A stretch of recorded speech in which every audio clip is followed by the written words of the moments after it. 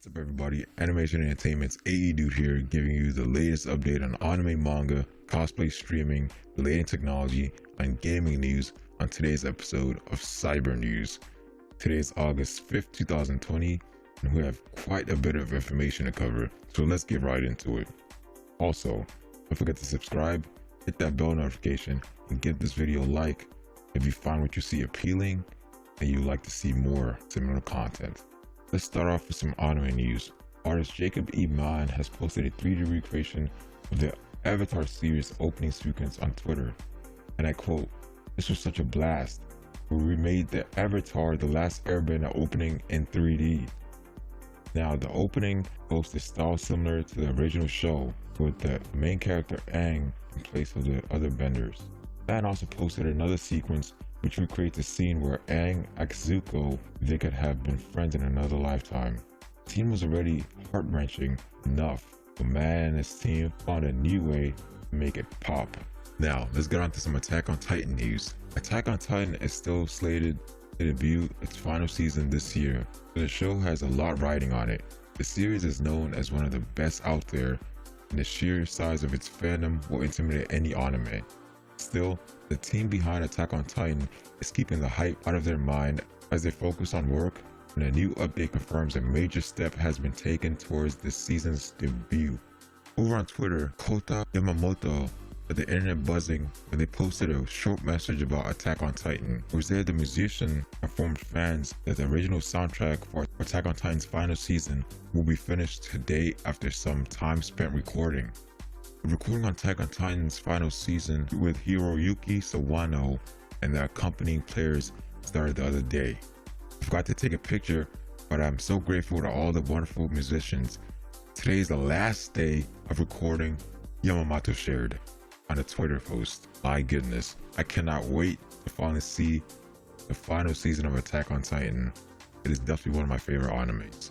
On to some tech news. PlayStation 5's price may have been leaked by a French retailer, and let me say, I'm excited, and this is exactly as I expected.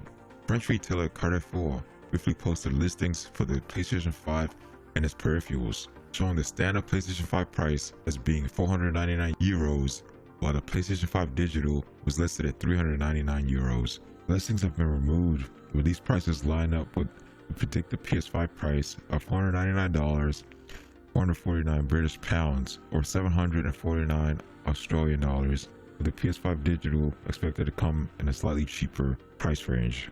The listing seems very off though. For one, the page shows listings for the PS5 accessories, including the DualSense PS5 controller, a media controller, and an official PS5 headset, all priced at £49.90. It's odd that all these peripherals are listed at the exact same price, don't you think? Also, we're expecting the DualSense controller with its haptic feedback and built-in microphone to cost more than this.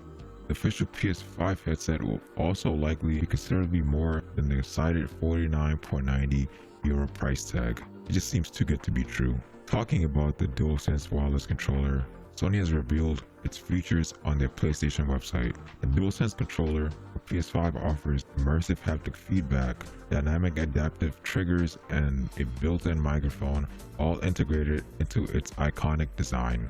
Now, the haptic feedback allows the gamer to feel physically responsive feedback to the in-game actions with dual actuators, which replace traditional rumbling motors.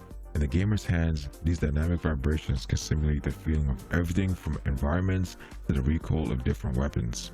The gamer will also experience varying levels of force and tension as he or she interacts with the in-game gear and environments, from pulling back an increasingly tight bowstring to hitting the brakes on a speeding car. The gamer will feel physically connected to the on-screen actions by using the adaptive triggers found on the DualSense wireless controller. The controller also comes with a built-in microphone and headset jack, which will enable gamers to chat with friends online by using the built-in microphone or by connecting a headset to the 3.5mm jack.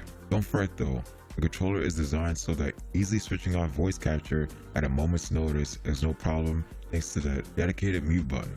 Similar to the PlayStation 4 controller's share button, the DualSense wireless controller includes a create button which enables gamers to capture and broadcast their most epic gaming moments. This Create feature offers players more ways to produce gaming content and broadcast it live to the world. The controller also includes a built-in battery which charges via a USB Type-C connector, an integrated speaker similar to the one on the PlayStation 4 controller, and motion sensor capabilities to bring intuitive motion control to supported games with a built-in accelerometer and gyroscope.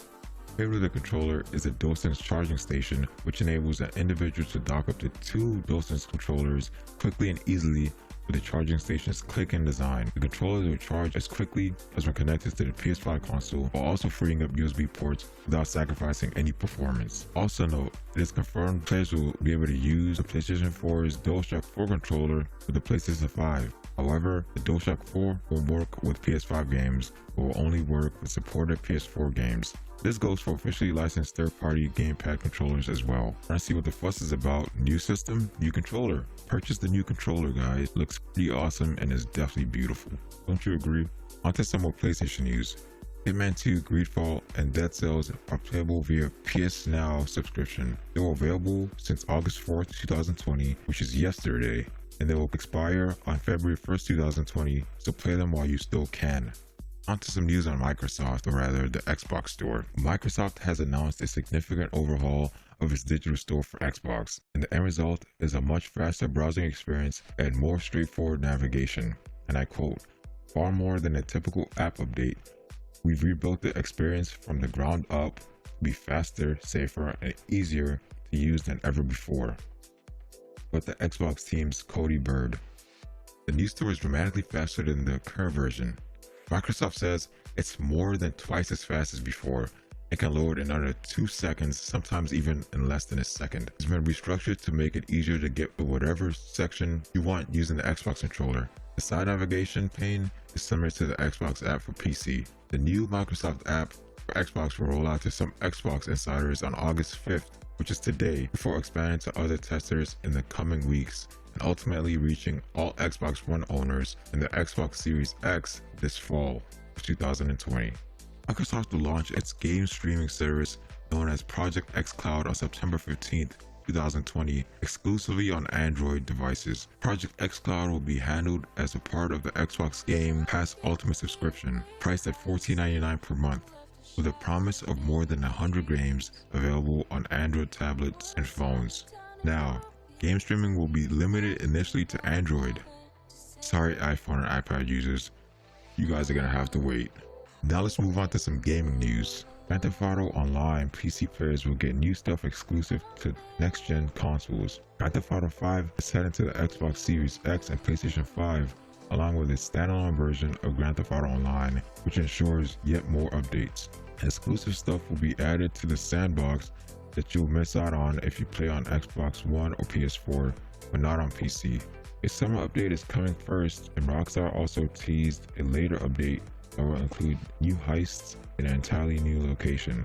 Now onto some Modern Warfare news. The Season 5 update available to download now on PC, PS4, and Xbox One ahead of the season launch itself weighs in at a chunky 36 gigabytes on PS4, although it requires 90 gigabytes of free space on the hard drive to initiate the download itself. But Modern Warfare's production director, Paul Hale, has said that this won't just add more space demands on top of what the game currently takes up, and I quote, "The overall size of the game will actually shrink on your consoles after you download the patch, even though we're adding a bunch of new content for the season," end quote.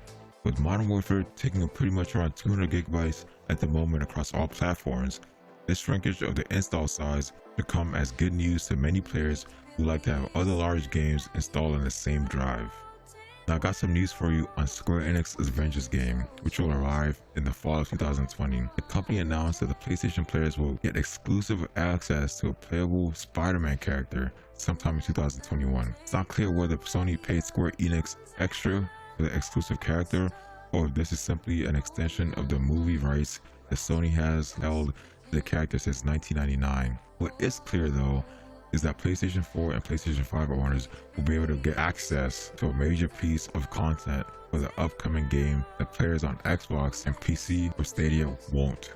It's just too bad now, isn't it? Now, on some news on NBA 2K21. NBA 2K21 will be priced at $70 on PS5 and Xbox Series X instead of the current $60 price tag the games have carried for 15 years.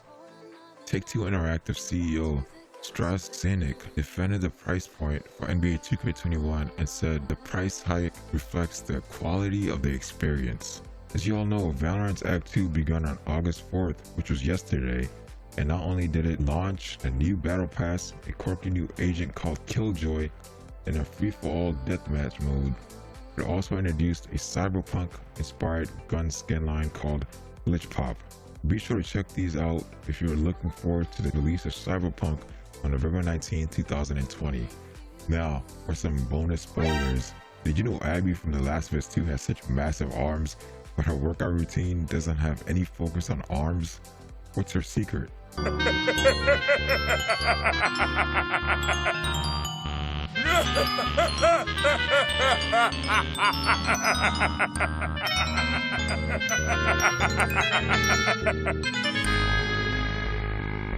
That foolish boy. What does he think he's looking at? Also, did you know Tekken director and producer Katsuhiro Harada's signature style came from Capcom asking him to become a villain in the build-up towards Street Fighter vs. Tekken? That's pretty awesome, right? Well, if you didn't know, now you do. Well, everybody, that's going to be it for today's episode of Cyber News. Don't forget to drink plenty of water, get plenty of rest, and stay safe out there.